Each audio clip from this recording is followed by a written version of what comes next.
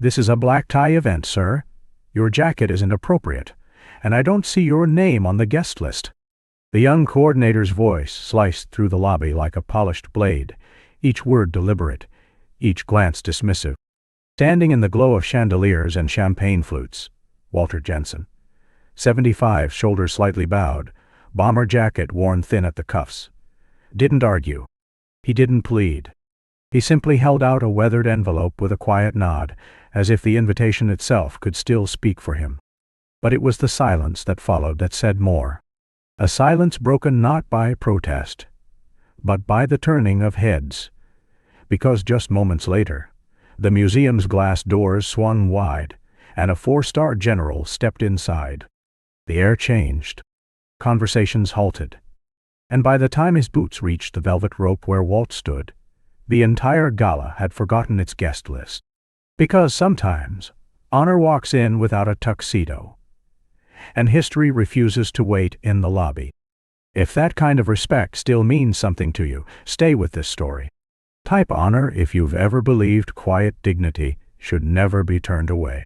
And if you still carry faith in what service truly looks like, this story was made for you.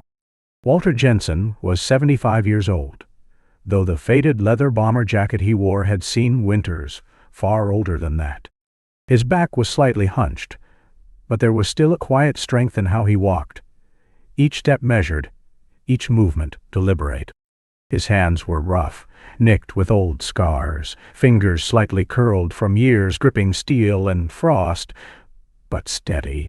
His hair was a pale ash gray, combed neatly to the side, and his eyes,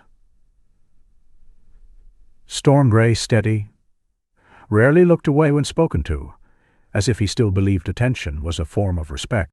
He didn't say much, never had. The kind of man who fixed what was broken, whether it was a neighbor's faucet or a silence that needed filling. Every Tuesday, he caught the same 7:10 bus into town, just to sit at the VA hospital and listen, never interrupting, just nodding, offering presents more than advice. He lived alone now, in a rented one-bedroom, just outside Detroit. No photos on the walls.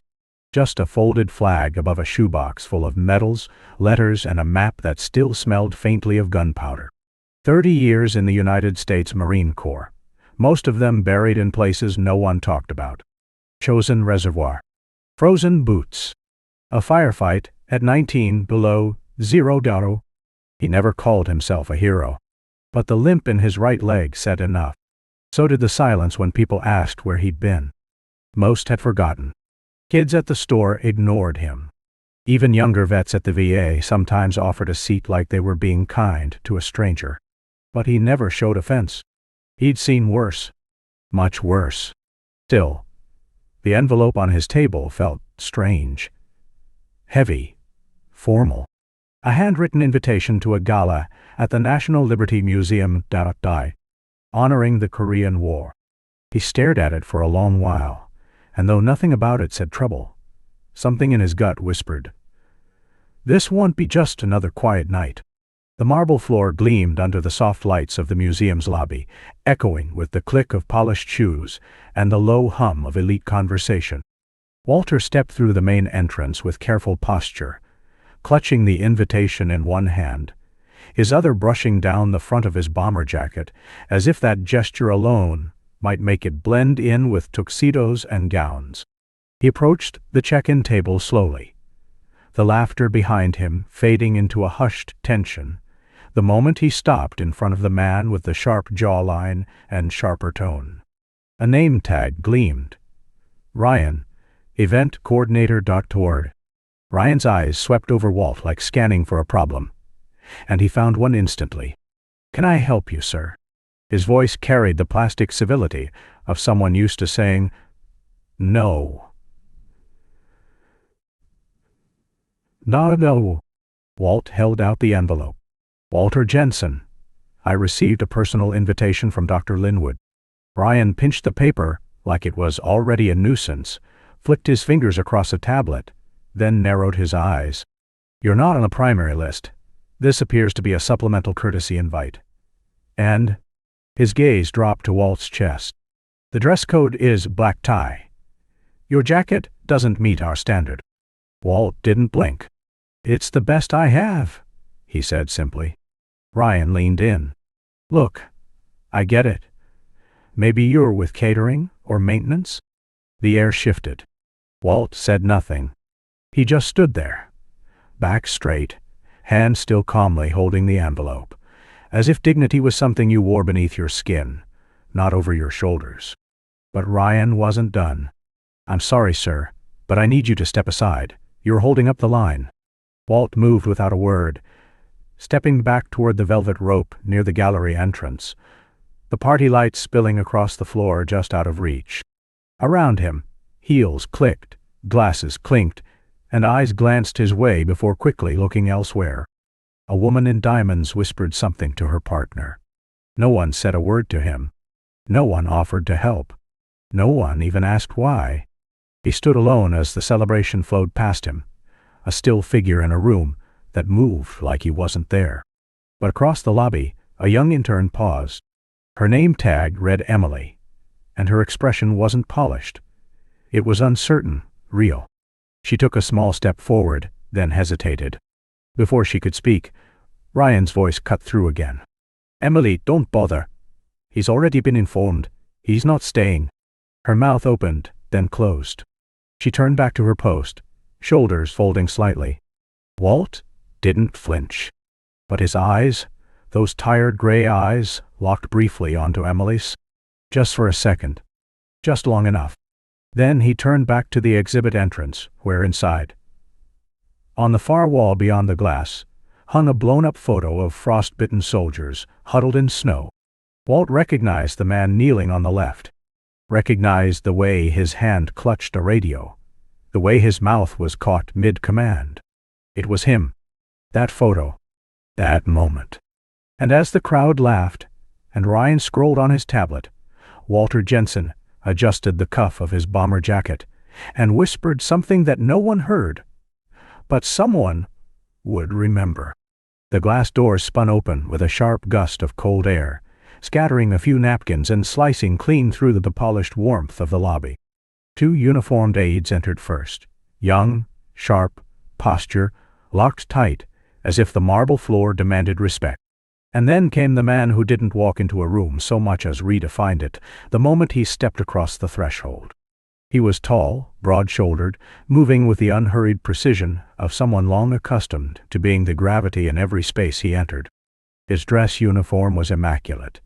Deep army blue with 4 silver stars burning on each shoulder like command, etched into cloth. The ribbons across his chest caught the light. But it was his presence, not the medals, that made people step back without knowing why. Conversations faltered. Laughter died mid-air. The museum director turned pale. Ryan, behind the check-in table, straightened with a start, suddenly aware of every inch of his own posture. General Alexander Monroe didn't acknowledge any of them. His eyes were scanning, quietly, methodically, past the velvet ropes, past the glittering crowd of donors and dignitaries, past the exhibit lights, until they landed on one man, standing alone near the corner wall. A man in an old bomber jacket, a man who hadn't moved since being asked to. And everything in the room shifted. Monroe's face changed, not dramatically, but enough. The slight softening around the eye, the recognition that pulled the corners of his mouth downward, not in sorrow, but in reverence. He stepped forward. Not rushed, not performative, just with intent. His boots struck the marble like punctuation. Each step quieter than expected, but heavier somehow, as if his weight carried history. Guests moved instinctively, parting like water. No one dared speak. No one had to. He reached Walter Jensen without looking left or right. No handshake. No smile. No nod. Just a breath. Then the general, without breaking eye contact, raised his right hand and delivered a salute so precise, so sharply reverent, it felt less like protocol, and more like a private benediction.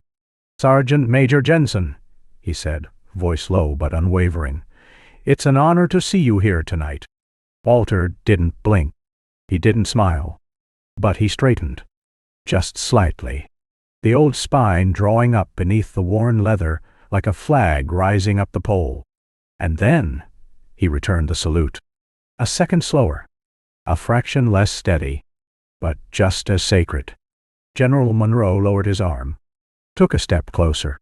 Let the silence wrap around them like a perimeter. And then, with a voice like gravel wrapped in velvet, he asked just one question. "Why are you out here?" Ryan shifted behind the table. The museum director took a single step forward, then froze. The crowd held its breath. Walter didn't look at anyone else. He didn't accuse. Didn't explain. He just said, calm and simple, wasn't dressed right, apparently. And then that was all it took. The general's eyes narrowed, not in confusion, but in something colder. Something older. Like a storm moving over still water. He turned his head, slowly, toward the front desk, not needing to ask who was responsible, not needing names, because some moments don't require introduction. Everyone already knew what came next. General Monroe didn't speak right away. He simply turned, slow, deliberate, until he was facing the check-in table. His frame blocked out the chandelier behind him, casting a long, sharp shadow across the marble. Ryan looked up, confusion flashing for a second, then rearranged his face into the same forced composure he'd worn all evening. "General, sir, I didn't realize." Ryan started, but Monroe raised a single hand. Not fast. Not loud. Just enough. "You refused entry to Sergeant Major Walter Jensen," he said, voice low, like a held note on the verge of breaking glass. "Is that correct?" Ryan's mouth opened. Closed. "Sir, he wasn't on the primary list. I was following museum protocol. Dress code was black tie and—" Monroe stepped forward once. Just one step. It was enough to erase the space between them. Enough to push every sound in the lobby into retreat. The air itself seemed to still, like the building knew what was coming. "Protocol?" Monroe echoed, as if tasting the word. "You looked at a man's jacket and decided he didn't belong." Ryan straightened. Tried to smile. "It was a misunderstanding. We've had issues with guests trying to kick the jacket he's wearing," Monroe said, voice like cold steel drawn slow from its sheath, "survived 30 below zero at Chosin Reservoir. It's older than you, it's tougher than you, and it's likely seen more honor in one winter than you will in your entire career behind a clipboard." Ryan swallowed. Eyes darted. Left, right, searching for support. None came. Not from the museum director, frozen behind a column. Not from the guests who now watched like statues, their hands hovering over untouched champagne flutes. Not even from Emily, who stood still at her station, eyes wide, breath caught. "And that man," Monroe continued, gesturing, just once toward Walter, who still hadn't moved, dragged 3 wounded Marines through frozen blood and incoming mortar. He carried them. While wounded himself, he refused evac until every man was out. Ryan shifted his weight, but it was too late. "He taught me how to be a soldier," Monroe said. "I was 22, fresh from West Point. Thought I knew everything." He didn't laugh.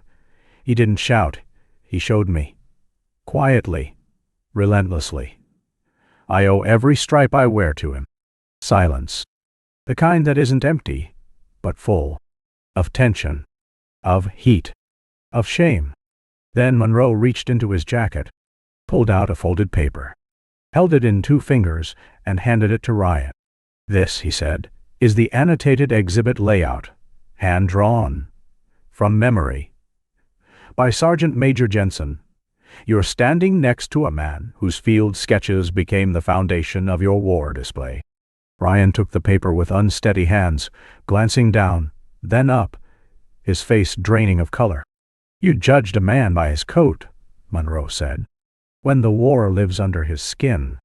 No one moved. The lobby, full of elegance and posture, felt like a courtroom waiting on the gavel. And then it happened. Ryan blinked, fast. Too fast. His lips parted, but the arrogance was gone.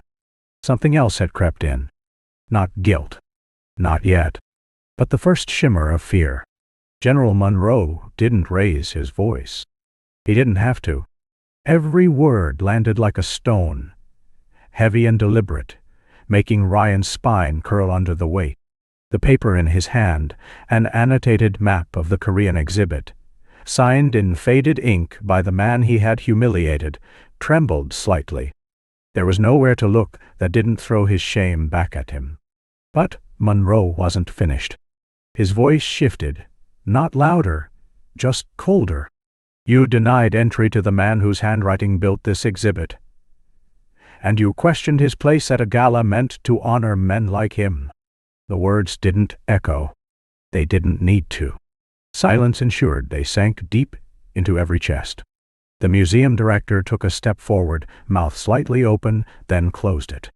There was no defense worth speaking. Monroe turned, not to Ryan, not to the crowd, but to Walter.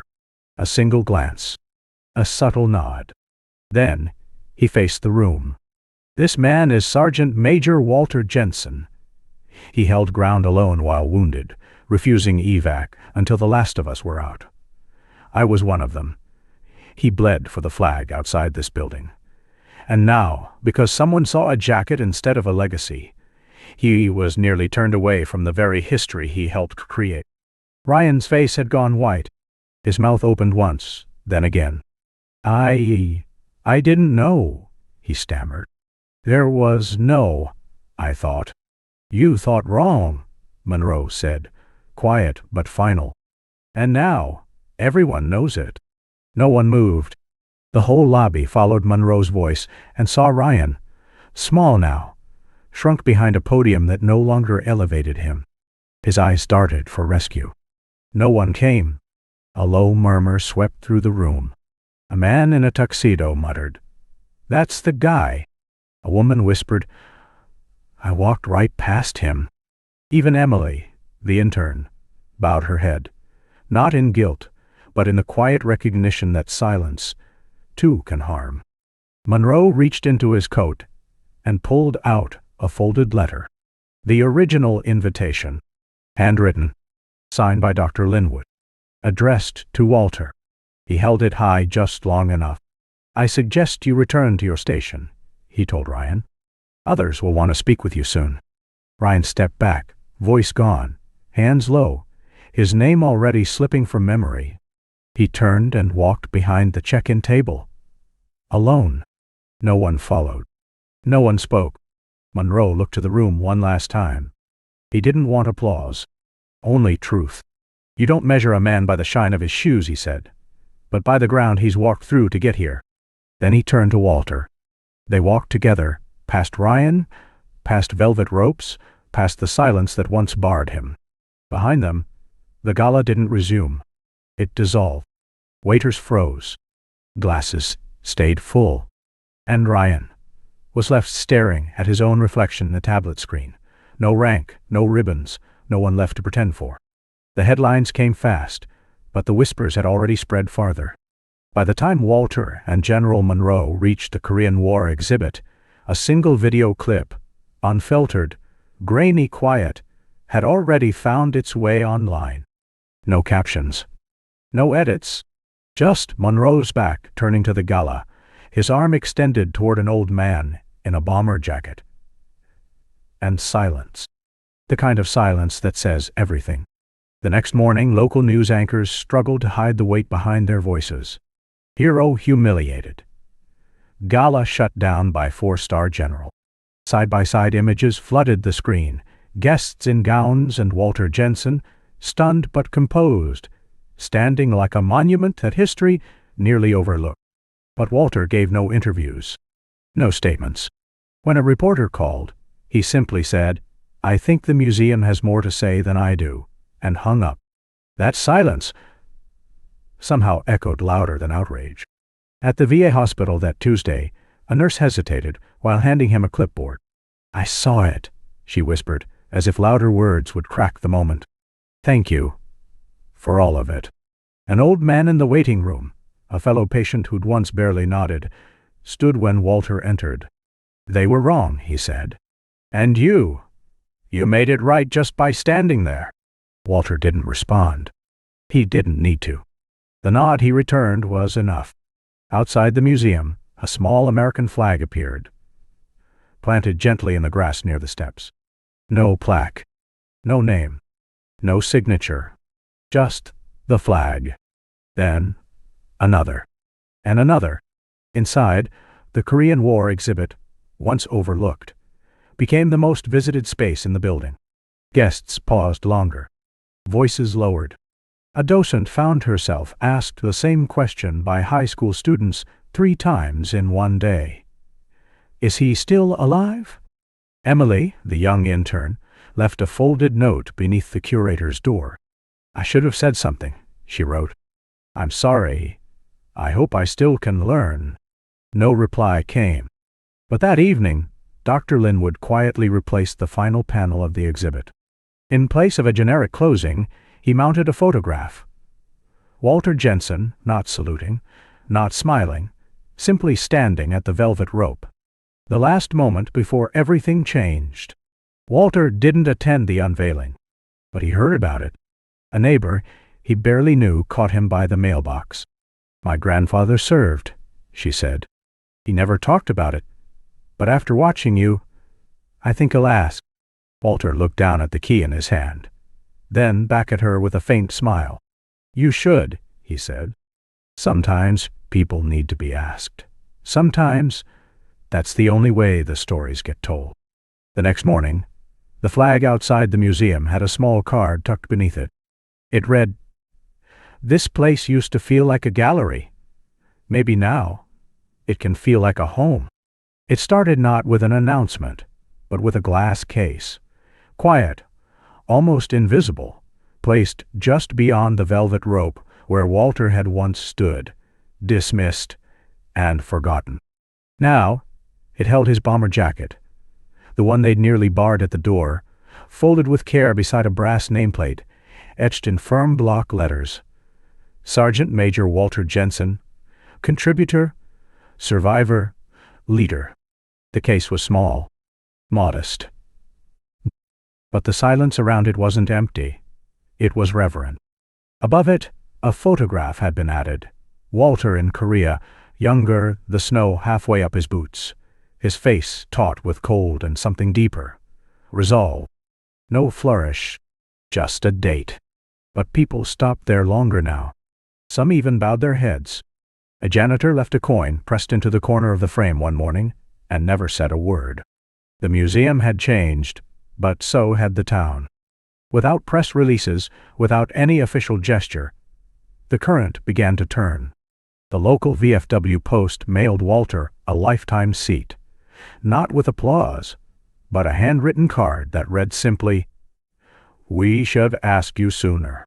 At the public library, the curator clipped articles to a board titled, "What Respect Looks Like," and it grew heavier by the week. Walter didn't attend the meetings. He didn't give interviews. But his absence carried more weight now than most people's presence. The students who once walked past him now held eye contact. A young girl at the diner brought him his coffee without asking, just the way he liked it. The waitress said, "We've seen the clip. That's all." A history teacher at the local high school added a new section to his syllabus, Living Memory, and used Walter's story not as spectacle, but as a prompt.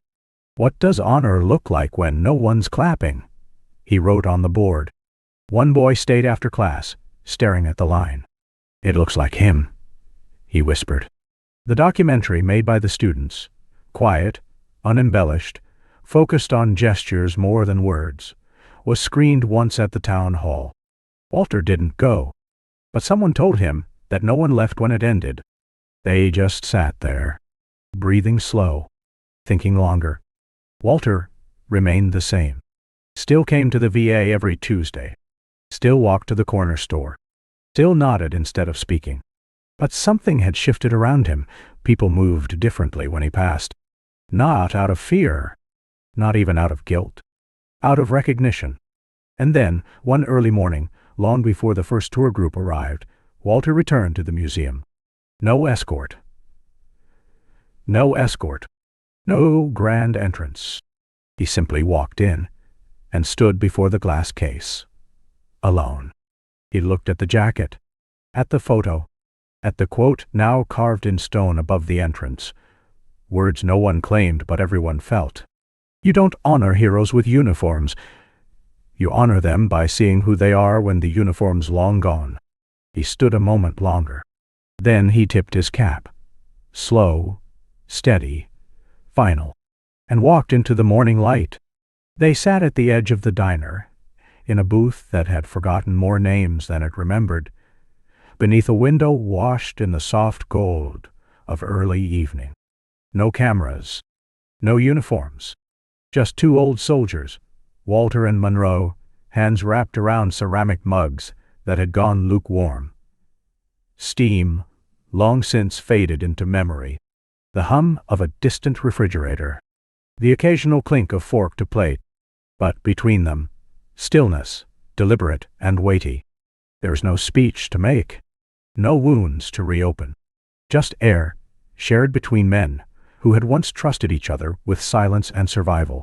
Monroe's gaze rested not on Walter, but on the line where the shadow of the blinds stretched across the tabletop. He didn't speak until the jukebox in the corner spun a quiet, dusty tune from a war they both never really left. "You okay, old man?" he asked, not looking up. It wasn't concern. It was familiarity. A formation check. A field whisper. Walter didn't nod, didn't flinch, just lifted the edge of his brow as if to say, "Still here." Then, slowly, he reached into his coat pocket and laid something on the table. The invitation. Creased. Faded. Real. Well. Monroe looked down at it, at the handwriting he recognized, at the name that had nearly been erased. He didn't need to say anything, but he did. "They can keep their chandeliers," Monroe muttered, finally meeting Walter's eyes. "I'll take this booth and your silence over all of it." Walter allowed himself a breath. Not a laugh, not a sigh. Something quieter. He didn't reply. Instead, he reached for the salt shaker and adjusted it half an inch to the left, like a man restoring order to a corner of the world. Monroe, after a pause, reached into his own coat, still crisp, still disciplined, and placed something beside the invitation. A brass insignia, dulled at the edges, but unmistakable. "My son's joining the Corps," he said quietly. "Said he wanted to serve like the man I told him about." His eyes never left Walter's. "I only ever told him one story. Yours." For the first time in the entire meal, Walter looked directly at him. No pride. No surprise. Just a stillness so deep it felt like acknowledgement. Then, almost imperceptibly, he tapped the insignia twice with a single finger. A benediction. A passing of weight.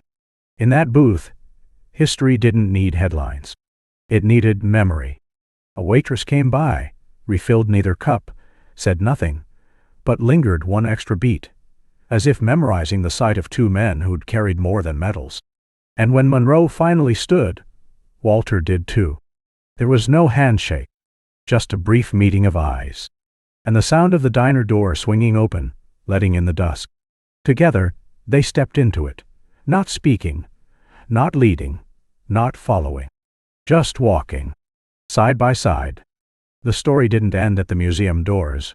It drifted, softly at first, like dust settling across a town that hadn't realized it had forgotten something sacred. It began in places people rarely listened. At the back of a Sunday service, when the preacher paused mid-sermon to mention a man whose silence had once carried a battlefield. At the corner booth of a diner, where someone laid down their newspaper and said, "You hear about Walter Jensen. Not loud, not gossip, just reverent curiosity." Soon, the name found its way into classrooms. A history teacher, usually strict, usually dry, lost her place in the middle of a sentence while showing a faded black and white photo of Korea. Her hand trembled slightly, and all she said was, "He was there." She didn't need to say more. The room fell still. At the barber shop, where conversations usually danced between scores and politics, someone tacked a copy of the local headline above the mirror.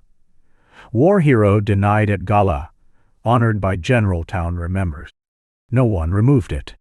They trimmed hair beneath it, glanced at it between jokes, grew quieter when their eyes caught the image. Teenagers began acting differently. One was seen retrieving a fallen flag from the sidewalk outside City Hall. Not for likes, not for show. He folded it wrong, but carefully laid it on the front steps and walked off without saying a word. Another rewrote his senior quote for the yearbook, swapping out lyrics for something he'd heard in passing. "Real courage doesn't shout, it waits and stands." At the VA, new volunteers showed up. Young ones. One girl, dyed hair and ripped jeans, sat next to a Vietnam veteran for nearly an hour, just listening. No phone, no posts. When asked why, she said, "Because someone like him sat alone too long." She didn't mention Walter's name. She didn't have to. It was there in her tone, in her choosing to be still. Walter never addressed it, never commented on the articles, never responded to the letters that began showing up. Some typed, some scribbled in pencil by 8th graders who'd only just learned what Korea even meant. He simply kept walking the same sidewalk, tipping his cap, watching the world go on. But this time, the world saw him back. People didn't interrupt him. They just stood a little straighter when he passed. A boy at the grocery store held the door for him, then whispered to his mom. The mom just nodded, eyes softer than before. In the library, a child pulled down an old file, tucked deep in the archives. Inside, a photo of a young man with eyes like winter stone. The boy asked his father, "Did you know him?" The father stared long, then answered quietly, "No, but I should have." And near the edge of town, beneath an old oak tree by the elementary school, a bench was placed. No press release, no plaque unveiling. Just a wooden seat carved by hand with 5 simple words etched across the backrest. "He remembered us. We remember him." And beside it, the flag flies. Steady, proud, never touching the ground. The bench remained. No flowers, no candles, just the wood worn smooth by weather and memory. On most days, it sat empty beneath the old oak, a patch of filtered sun falling across the carved words. But that morning, Walter stood before it, hands in his pockets, shoulders square, eyes lifted toward the flag above. The wind was quiet but steady, and the fabric never once touched the ground. He didn't speak to the boy who watched from the sidewalk or to the teacher who lingered by the school steps. He didn't need to. Just one nod, barely there, and they understood. His presence wasn't loud. It was lasting. A bell rang in the distance. Somewhere, a door opened, but no one moved. Because when Walter Jensen finally turned to walk home, people didn't applaud. They didn't chase. They stood. Not for the uniform, not for the medals, but for the kind of dignity that never asks for thanks and never forgets to salute back. If you felt that stillness, if you believe the quietest men often carry the greatest weight, type honor below. And if stories like this matter to you, stay with us. Because some legacies don't end. They just keep walking home, one quiet step at a time.